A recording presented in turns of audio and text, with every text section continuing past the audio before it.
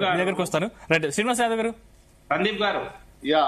దిలీప్ అన్న ఒక్క నిమిషం, నేను 2 నిమిషాలు మాట్లాడినాక నువ్వు మాట్లాడు. సార్, ఈ దేశంలో బీసీలను మోసం చేసిన పార్టీ ఏది అంటే కాంగ్రెస్ పార్టీ. ఎందుకంటే సింపుల్ గా మామూలు ప్రశ్నలు, ఈ దేశంలో ఇప్పటి వరకు 10 సార్లు జనగణన జరిగితే అల్ల నా లెక్క చెప్పలేదు. కానీ ఈ దేశంలో కుక్కల లెక్కలు, పందుల లెక్కలు, పిల్లుల లెక్కలు, పులుల లెక్కలు, అడవిలో ఉన్న జంతువుల లెక్కలు ఉన్నాయి అని అనిమల్ సెన్సస్ ద్వారా చెప్పిన ప్రభుత్వము. కానీ నా లెక్క ఎందుకు చెప్పాలి ఇప్పటి వరకు? ఇది కాంగ్రెస్ ఫస్ట్ మోసం. రెండో మోసం, ఈ జనగణన ఎవరు చేయాలండి? దేశంలో పరిపాలిస్తున్న పార్టీ చేయాలి, బీజేపీ పార్టీ చేయాలి. బీజేపీ పార్టీ ఎందుకు చేయలేదు? కరోనా వచ్చిందని చేయలేదు. సో ఈ జనగణన అనేది కేంద్ర ప్రభుత్వం చేసి కేంద్ర ప్రభుత్వం ఇవ్వాల్సిన పరిస్థితిని తీసుకొచ్చి వీళ్ళు ఇప్పుడు కామారెడ్డి డిక్లరేషన్ లో 4 ఓట్ల కోసము వాళ్ళు బీసీ డిక్లరేషన్ అని చెప్పి బీసీ డిక్లరేషన్ ఇచ్చి ఇప్పుడు ఎట్లా నిలబడుతుందండి ఇది? గతంలో కోర్టుకు పోయింది ఎవరండి? గతంలో మా ప్రభుత్వము ఆ జీవో ఇస్తే కొట్టేసిన సుప్రీంకోర్టు కదండి. ఇంకొకటి, ఈ రిజర్వేషన్ ఏ రాష్ట్రాలకు ఆ రాష్ట్రాలకు ఇవ్వలేరు అనేది చాలా రాష్ట్రాలు ప్రాక్టీస్ చేసి బొక్కబోర్లా పడ్డాయి కదా. ఒక మహారాష్ట్ర బాదు కర్ణాటకలో పడింది, గుజరాత్ లో పడింది, సొంత ప్రధానమంత్రి రాష్ట్రం అక్కడ కూడా కొట్టేసింది, ఎలక్షన్ నే ఆపేసింది. ఈ దేశంలో చాలా ప్రాక్టీసెస్ ఏమున్నాయి? ఏ ప్రాంతంలో ఆ ప్రాంతం రిజర్వేషన్ ఇచ్చుకోవడానికి అవకాశం లేదు అని స్పష్టంగా సుప్రీంకోర్టు తీర్పు ఉంది. అది జరగలే కదా. ఓన్లీ ఒక్క తమిళనాడులో మాత్రం అప్పుడు 9th షెడ్యూల్లో పెట్టి వాళ్ళకు రిజర్వేషన్ ఇచ్చడం జరిగింది. ఈ చరిత్ర అంతా కాంగ్రెస్ పార్టీ తెలియదా అండి?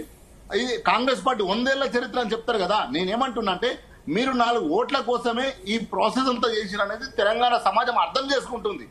ఇది పెద్ద రాకెట్ సైన్స్ ఏం లేదు. ఒకవైపు సుప్రీంకోర్టు 50% కానీ మీరు శ్రీనివాస్ గారు, అంటే ప్రభుత్వం తీసుకున్న నిర్ణయానికి మీరు మద్దతు ఇస్తారా లేకపోతే వ్యతిరేకిస్తారా?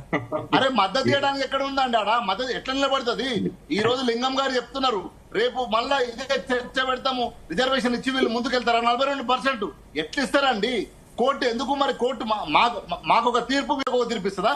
బీఆర్ఎస్ పార్టీ ఉన్నప్పుడు ఒక తీర్పు ఉంటుంది కోర్టుది, మళ్ళీ కాంగ్రెస్ పార్టీ ఒక తీర్పు ఉంటుందా? ఒకటి. రెండో విషయం, వీళ్ళు అసెంబ్లీకి పోయినారు కదండి, పార్లమెంట్ కు బిల్లు పంపించారు కదా.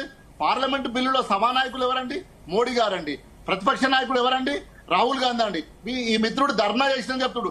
ధర్నా ఎక్కడ చేయాలి మిత్రమా?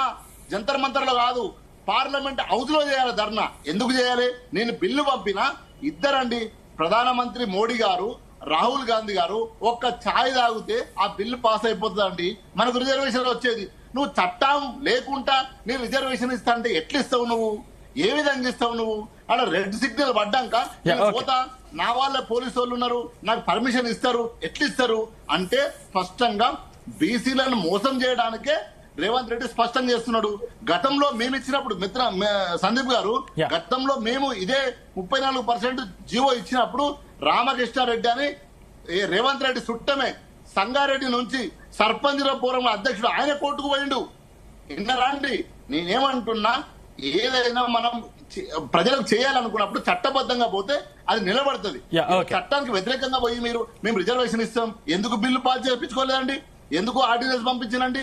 ఎందుకు ఈరోజు జీవో ఇస్తే ఎందుకు కొట్టుపోతుందో తెలియదా మీకు? ఇది ఆడ కాంగ్రెస్ లో జ్ఞానం లేరా?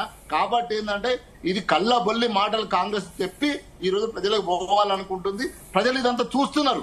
ఇది ఒక ప్రాసెస్. పార్లమెంట్ లో అమెండ్మెంట్ జరగాలి. అమెండ్మెంట్ జరిగితే దీన్ని ఎవరు ఆపే హక్కు లేదనేది స్పష్టంగా అందరికీ తెలుసు. లింగం యాదవ్ గారికి తెలుసు, దిలీప్ అన్నకు తెలుసు, అందరికీ తెలుసు, విజయ్ గారికి తెలుసు, మీకు తెలుసు, నాకు తెలుసు. రాజ్యాంగ సవరణ జరగకుండా రిజర్వేషన్ ఎట్లా వస్తుంది? ఏ రాష్ట్రంలో వచ్చింది చెప్పండి? ఈవెన్ తమిళనాడులో వచ్చిందా? తమిళనాడులో రాజ్యాంగ సవరణ జరుగుతారే కదా వచ్చింది. అది జరగకుండా ఈ రోజు చాలా రాష్ట్రాలు ప్రాక్టీస్ చేసినాయి కదా, అన్ని బొక్కబోర్లు పడ్డాయి కదా. ఇప్పుడున్న తెలంగాణ రాష్ట్రానికి ఎట్లా వస్తాయి? సో కాబట్టి ఏంటంటే కాలయాపన చేసి, ఇప్పుడు యూరియా ఉందండి, ఒళ్ళు వలకొడతారు, కర్రు కాల్చి వాతావరణం పెడతారు. ఇప్పుడు ఎలక్షన్ మళ్ళా కోర్టు దగ్గర పోయి మళ్ళా అడుగుతారు. ఇంతకంటే ఏమి జరగదు. బీసీలను మళ్ళా ఒకసారి మోసం చేస్తున్నారు. 50 ఏళ్ళు మోసం చేశారు, మరోసారి మోసం చేయబోతుంది కాంగ్రెస్ ప్రభుత్వం. రైట్, దిలీప్ ఆచార్య గారు ఏం చెప్తారు? అంటే మీరు కూడా ఎప్పటి నుంచో సామాజిక న్యాయం పేరుతో రిజర్వేషన్